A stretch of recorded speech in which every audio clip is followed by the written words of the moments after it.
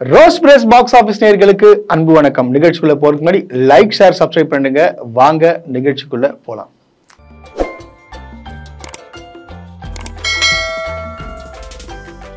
இந்த வாரம் ரிலீஸ் ஆன படங்கள்லயே ஒரு நல்ல படம் பார்த்த திருப்தி எனக்கு கிடைச்சிருக்கு. அது எந்த படம்னு பாத்தீங்கன்னா பறந்து போ. ராம் டைரக்ஷன் பண்ணிருக்காரு. ஆக்சுவலா தெரியும் ராம் உங்களுக்கு எடுத்த படங்கள்லாம் எப்படி இருக்கும்னு சொல்லிட்டு உங்களுக்கு தெரியும். அதாவது கட்டுறது தமிழ் எடுத்திருப்பாரு. ரொம்ப எப்படின்னா நம்மள மனசு கலங்க வச்சுட்டு இருப்பாங்க. ஆனா அந்த படம் சரியா போல அந்த படத்தை எத்தனை வாட்டி பார்த்தாலும் சலிக்காது. ஏன்னா தமிழ் படிச்சா என்ன ஆகுன்றத அந்த படத்துல காட்டியிருப்பாங்க. அவ எந்த அளவுக்கு ஒரு டீப்பா போறான், எந்த அளவுக்கு ஒரு மென்டலா அஃபெக்ட் ஆகுறான்ற ஒரு விஷயத்த காட்டியிருப்பாங்க. ஒரு மனிதனுக்குள்ள எத்தனை பெரிய பாதிப்புகள்லாம் உண்டாகுது, அவன் என்னென்னலாம் ஆகுறான், வேலை கிடைக்காம என்ன விரக்தி ஆகுறான் அப்படின்னு சொல்லிட்டு அந்த படத்தை ரொம்ப ஆழமான விஷயங்கள்லாம் பதிவு பண்ணிருக்கோம். அப்புறம் பார்த்தீங்கன்னா காதல் காட்சிகளும் பார்த்தீங்கன்னா பயங்கரமா இருக்கும்.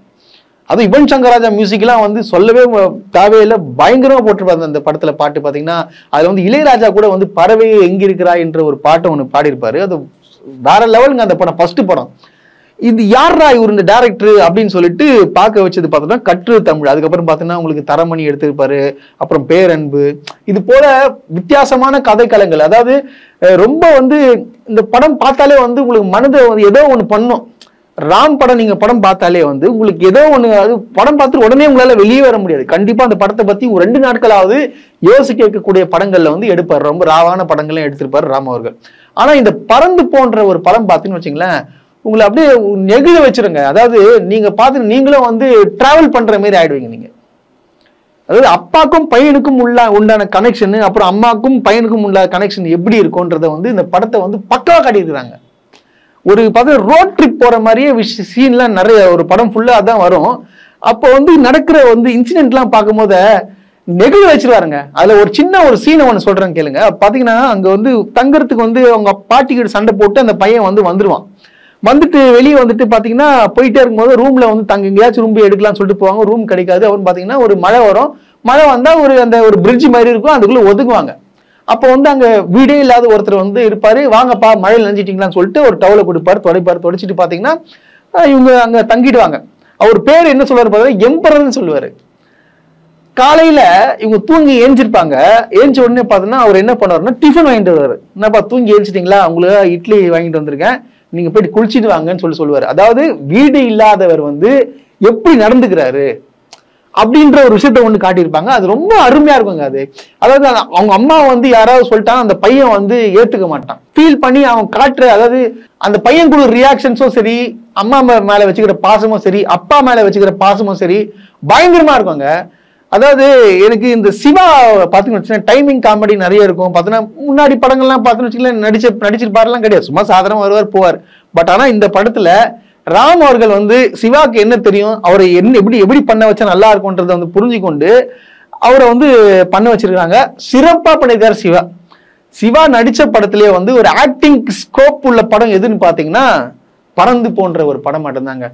ஹீரோயினை பத்தி சொல்லியான புதுமுகம் நினைக்கிறேன். அவங்க சிறப்பா பண்ணிருக்காங்க. அவங்க ஒரு அம்மா பையனை கரெக்டா புரிஞ்சு வச்சுக்கிற அம்மா. அவன் என்ன சாப்பிடுவான், அவன் கோச்சுக்கிறா என்ன சொல்லணும், அது சொல்லி கொடுக்கறது முதல் கொண்டு சிறப்பாகவும் பண்ணிருக்காங்க. அவங்களும் அவங்க கேரக்டர் பக்கா வடிவமைச்சிருக்காங்க.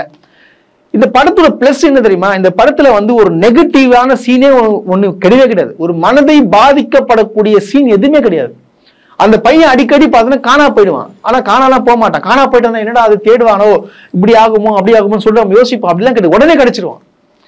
ஸோ அந்த அளவுக்கு கரெக்டா கொண்டு போயிட்டு ஆடியன்ஸ் பக்கவா செட் பண்ணி ஆடியன்ஸை உள்ள பாத்தீங்கன்னா அதுக்குள்ள டிராவல் பண்ணி வச்சிருப்பார் ராம் அவர்கள். அது ஒரு மிகப்பெரிய ஒரு பாராட்டுகள். அதே போல பாத்தீங்கன்னா படம் ஃபுல்லா ஒரு 10 நிமிஷத்துக்கு ஒரு பாட்டு இருக்கும். அந்த பாட்டு உங்களுக்கு போரே அடிக்காம அந்த மியூசிக் டைரக்டர் சிறப்பா பண்ணிருக்காரு. தொடர்ந்து ஒரு 10 நிமிஷத்துக்கு ஒரு பாட்டு இருக்கும். அந்த பாட்டு எப்படி வரும்னு பாத்தீங்கன்னா கதைக்குள்ளே டிராவல் ஆகுற மாதிரி வரும். அதே போல அஞ்சலியும் அவர்கள் பாத்தீங்கன்னா ஒரு கேரக்டர் ஒன்று பண்ணிருக்காங்க. அதாவது கிரஷ், அதாவது ஹீரோவுடைய கிரஷா இருப்பாங்க சின்ன வயசுல. அவங்க கேரக்டரும் சரி, அதாவது சந்தேகப்படுவார். அதாவது 2 கிருஷ்ணா வாட்ல யார் இவன்னு சொல்லிட்டு வீட்டுல கேட்பாங்கல்ல கணவர், அந்த கணவர் கூட நல்லவரா காட்டியிருப்பாங்க. அந்த கணவர் பாத்தீங்கன்னா ஒரு சீன் வரும். அதுல பாத்தீங்கன்னா ரோட்ல போயிட்டே இருப்பாங்க. அப்போ சிவா சொல்வாரு, இல்ல நான் சன்ஃபிளவர் இருக்குது, சன்ஃபிளவர் நான் பறிச்சு நான் என் பையன் கேட்டான் அப்படின்னு சொல்லிட்டு சொல்லுவாங்க. சரி பறிச்சுக்குங்கன்னு சொல்லிட்டு சொல்லுவாங்க. ஆனா சிவா யாருக்கு கொடுக்க போறாருன்னு பாத்தீங்கன்னா அவங்க வைஃப் கொடுக்க போறாரு. ஏன்னா வந்து கடைசியா பிரிஞ்சு இதோ போய் உனக்காக சூரியகாந்தி பூவை பிரிச்சுட்டு வரேன் அப்படின்னு சொல்லிட்டு காணா போறதான் வந்து இப்ப பாத்தீங்கன்னா பூவை பறிச்சு கொடுக்கலான்னு சொல்லிட்டு வந்து பறிச்சுட்டு உக்காந்துருவாரு போவாரு. அப்புறம் பாத்தீங்கன்னா அவருக்கு தெரிஞ்சிடும் யாரு கொடுக்க போறேன்னு சொல்லிட்டு. அப்போ அந்த அவங்க கணவர் என்ன சொல்றாரு பாத்தீங்கன்னா அதெல்லாம் ஒன்னு நீங்க கொடுங்க, அதெல்லாம் ஒன்றும் பிரச்சனை இல்லை அப்படின்னு சொல்லிட்டு அந்த கேரக்டரை கூட நல்ல விதமா காட்டி, அதாவது யாருக்கும் தவறுதலா புரிஞ்சிடக்கூடாதுன்ற ஒரு கரெக்டான ஒரு விஷயத்த வந்து கரெக்டா கொண்டு போயிருப்பாருங்க. அதாவது இந்த படத்துல இருக்கிறவங்க எல்லாருமே நல்லவங்களா இருப்பாங்க. இந்த படத்துல யாரும் கெட்டவர்களே கிடையாது. அதே போல பாத்தீங்கன்னா ஒரு சீன் வரும், திருட்டு சீன் மாதிரி வரும். அந்த சீன்ல கூட பாத்தீங்கன்னா அந்த பொண்ணு கூட கெட்டவங்களா காட்டாம அந்த பொண்ணு எதுக்காக அப்படி யோசிச்சுன்ற முதல் கொண்டு ஒரு சூப்பரா ஒன்று காட்டியிருப்பாரு. அதெல்லாம் வந்து ராம வந்து பாராட்டி ஆகணும். ஒரு மிக சிறந்த படைப்புன்னே சொல்லுவாங்க. கண்டிப்பா மிஸ் பண்ணாம குடும்பத்தோட, அதாவது குடும்பம் ஃபேமிலியோட குழந்தைங்களோட படம் பாருங்க. கண்டிப்பா இந்த படம் வந்து உங்களை திருப்திப்படுத்தும்.